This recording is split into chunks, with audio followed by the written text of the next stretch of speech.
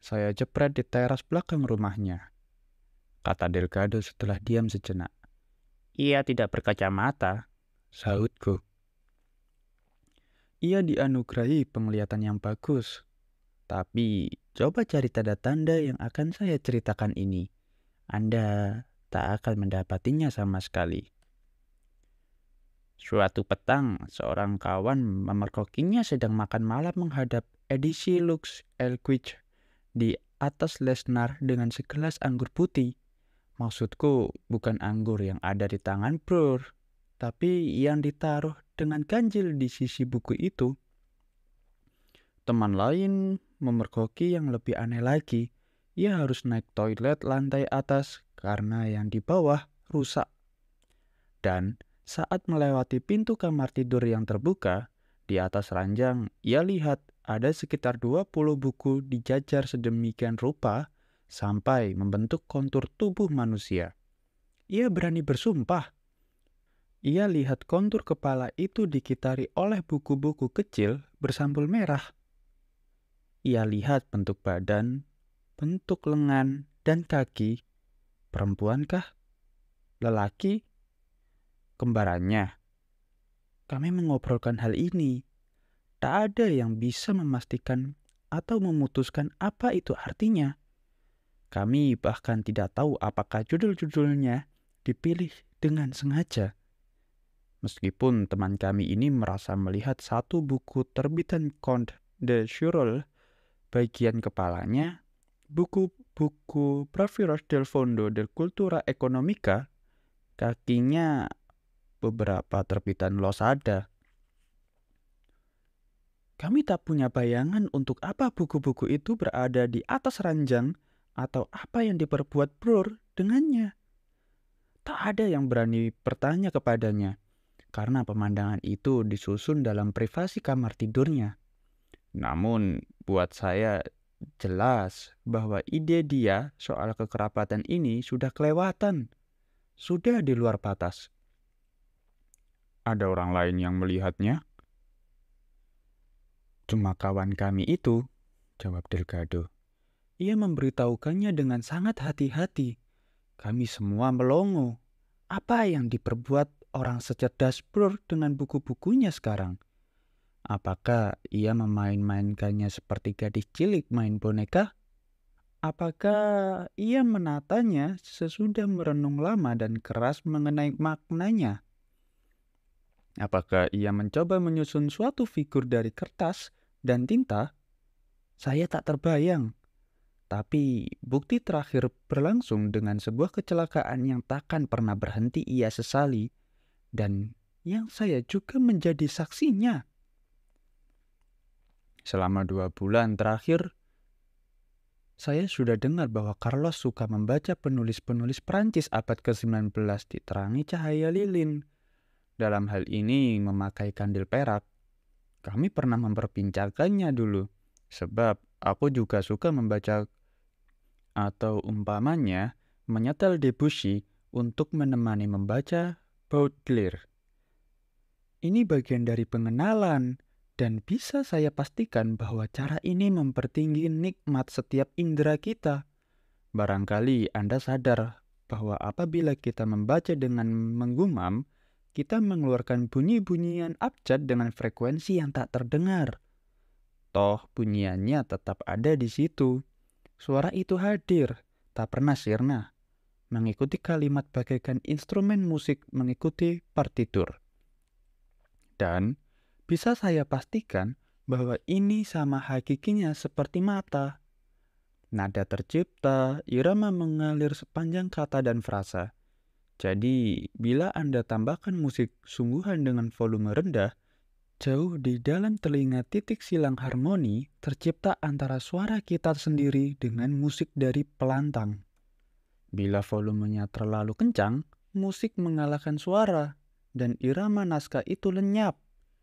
Dan bukan cuma itu, kita bisa jadi bingung dengan ditemani konser yang indah, prosa yang payah, bisa nampak jauh lebih bagus ketimbang sebenarnya. Kami bergurau soal memakai lilin apabila sedang membaca buku-buku yang ditulis sebelum ditemukannya lampu listrik.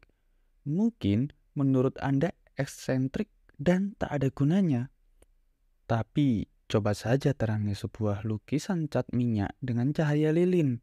Akan terlihat segi lain yang benar-benar baru, sekalipun lukisan itu biasanya diterangi dengan cukup cahaya.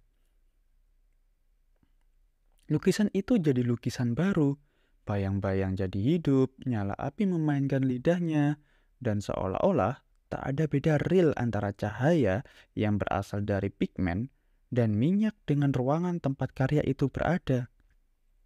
Ruang-ruang itu tersedot ke dalam cahaya yang sama, dan Anda pun memasuki dimensi lain yang tak terkuak dari sana. Hal yang sama juga berlangsung pada buku-buku tertentu. Karena halaman tercetak itu sebenarnya adalah gambar yang rumit, permainan garis dan figur kecil-kecil yang mengalir dari hidup-hidup ke huruf mati, mematuhi dalil-dalil ritme yang komposisinya sendiri. Semuanya berdasarkan pada besar huruf, jenis huruf yang dipilih, lebar margin, ketebalan kertas, nomor halaman rata kanan atau tengah, detail kecil-kecil tak terbilang banyaknya yang berpadu menciptakan objek yang indah itu. Betapapun baru edisinya, betapapun putih kertasnya. Cahaya lilin memberikan ke sebuah buku pandar tambahan yang bisa memancarkan nilai-nilai dan kelembutannya dengan ajaib.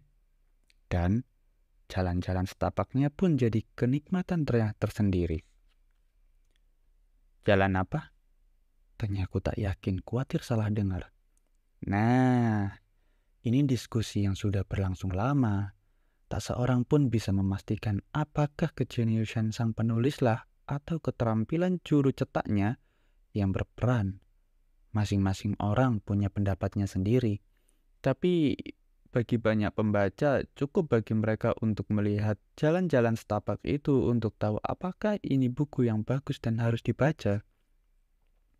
Delgado beranjak menghampiri salah satu rak bukunya, mengeluarkan edisi antik Eugene Grandit dan menyerahkannya padaku. Ia menyuruhku membukanya pada sembarang halaman dan mencari jalur-jalur putih vertikal atau diagonal yang terbentuk dari spasi-spasi antar kata. Dan benar memang, aku bisa melihat setapak jalan panjang yang menjalar dari larik-larik, melintasi paragraf dan kadang-kadang terhenti lalu bercabang diagonal dari kanan ke kiri atau dari kiri ke kanan, atau berpencaran turun ke bawah. Seorang penulis yang tak punya irama dalam kalimat-kalimatnya tidak mungkin melakukan itu. Jika ia merusak bahasa dengan menambahkan 2 atau 3 kata yang silabelnya lebih dari 4 huruf dalam satu kalimat, ia menutup jalan itu dan mengacaukan iramanya.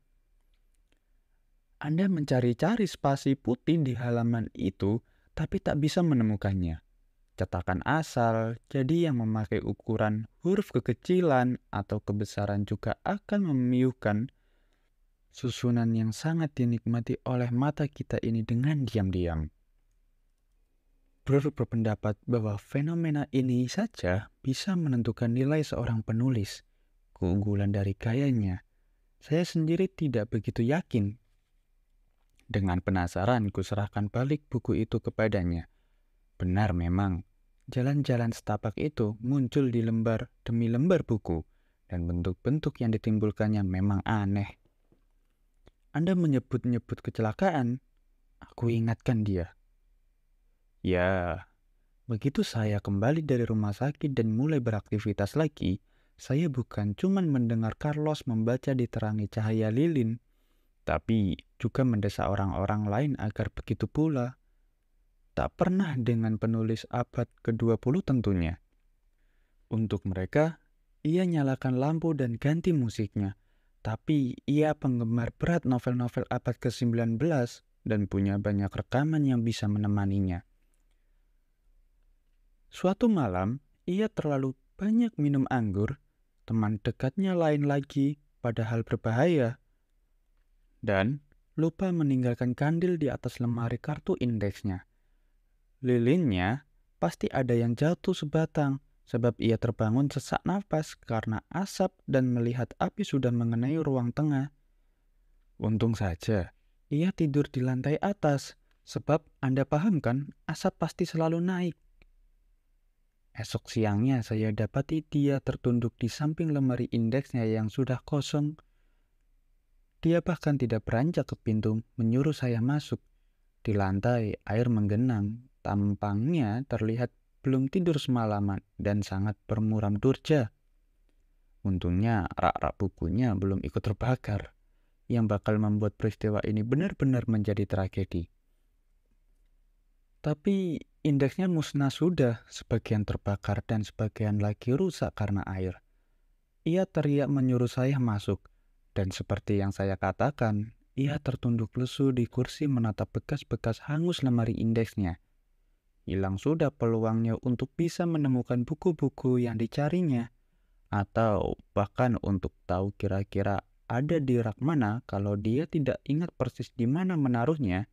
Ini tragedi buatnya, dan saya menemaninya berdiam diri. Sesekali mencoba untuk menyemangatinya, meski ia bolak-balik harus dihibur.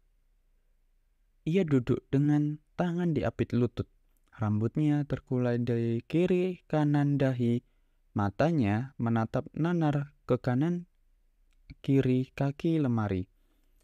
Saya jelas tidak mengharapkannya beramah tamah pada saat seperti itu, jadi saya duduk menemaninya sebentar lalu pergi. Benar-benar berduka, sebab bagi seorang pecinta buku, membayangkan kebakaran saja ibarat menghanguskan mimpi jadi abu. Ancaman nyata, sesuatu yang terus-menerus kami takuti, yang bisa menghancurkan kami selamanya. Kami bahkan belajar untuk tidak menyebutnya selintas pun, dengan harapan itu bakal mencegahnya agar jangan sampai terjadi. Lantas, apa yang diperbuatnya? Buru-buru aku bertanya.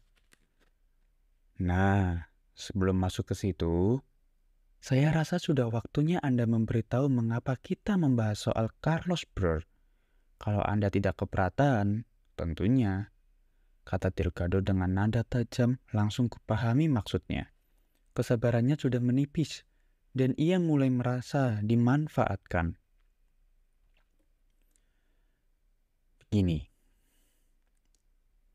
saya datang untuk mengembalikan buku yang ia kirimkan ke rekan saya yang meninggal sebelum sempat menerimanya.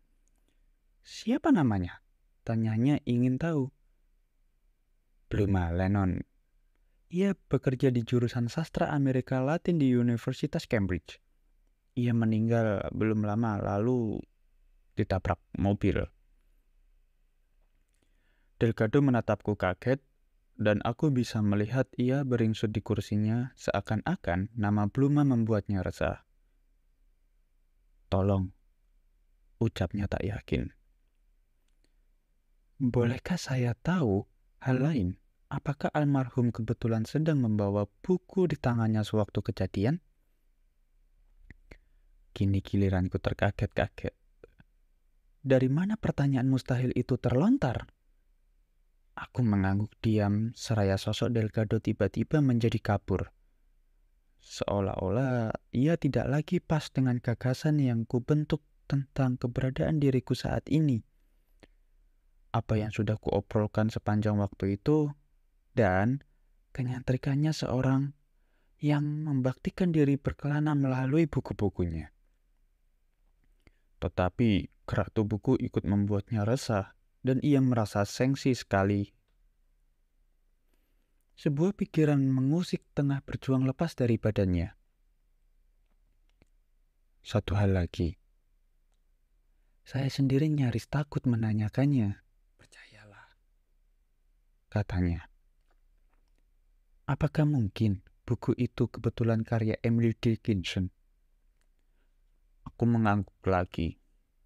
Kali ini merasa sangat tidak enak. Ia tertawa terbahak-bahak sampai cekukan. Lalu dia membatu. Aku masih tak punya bayangan apa yang terjadi.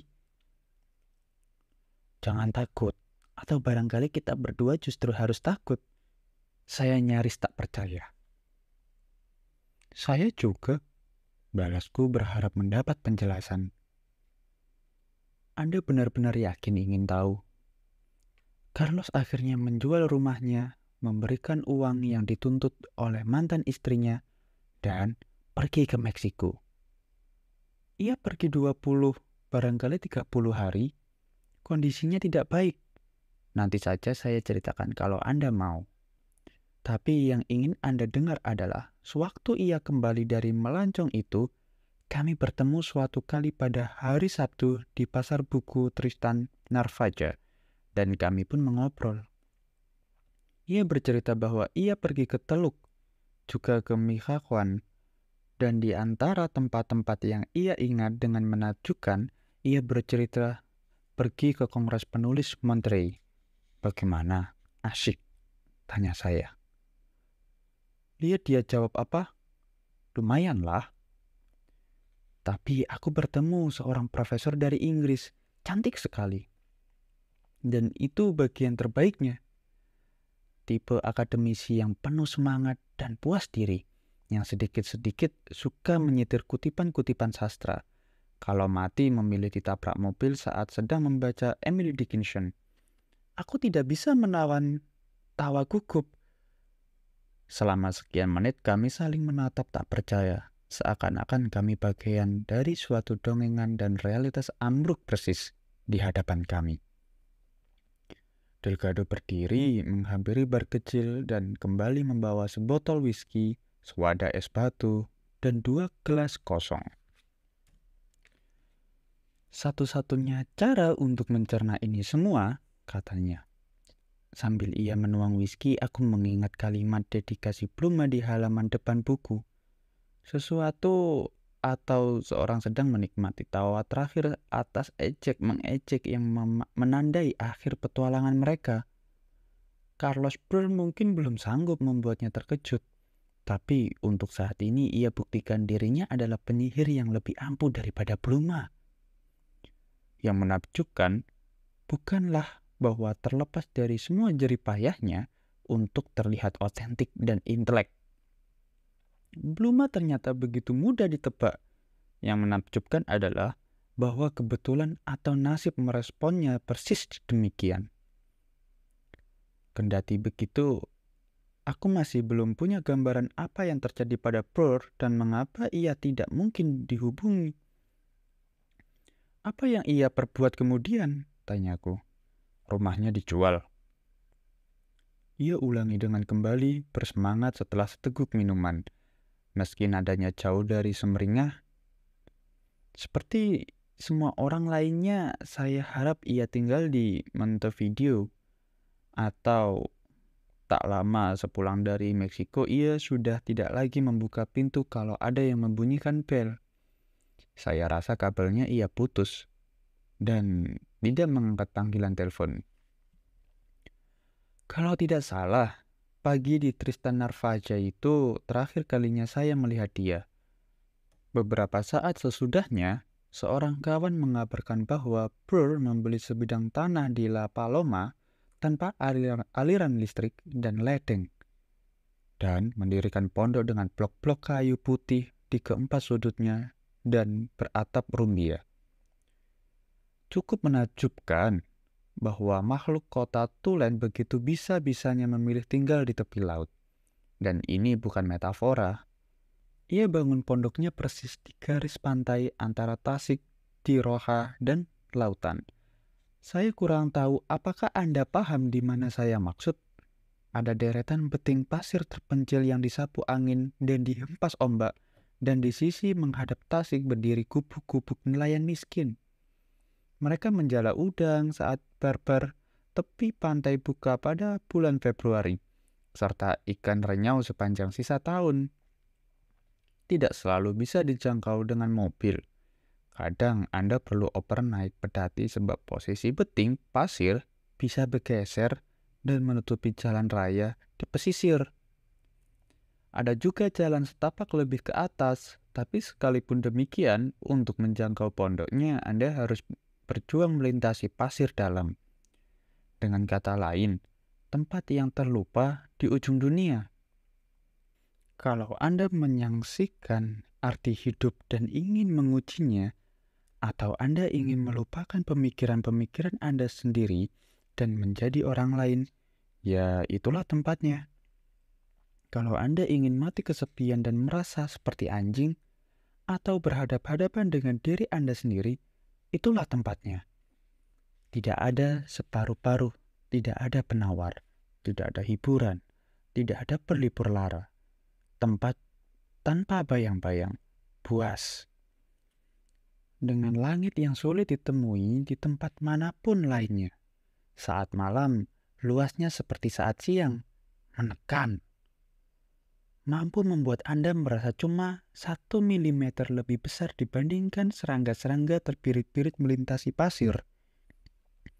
Saya tak tahu apa yang hendak ia perbuat, tapi jelas bahwa ia tidak sedang baik-baik saja, atau setidak-tidaknya bahwa kehilangan indeksnya dalam kebakaran telah memupus semua ilusi untuk bisa menata perpustakaannya.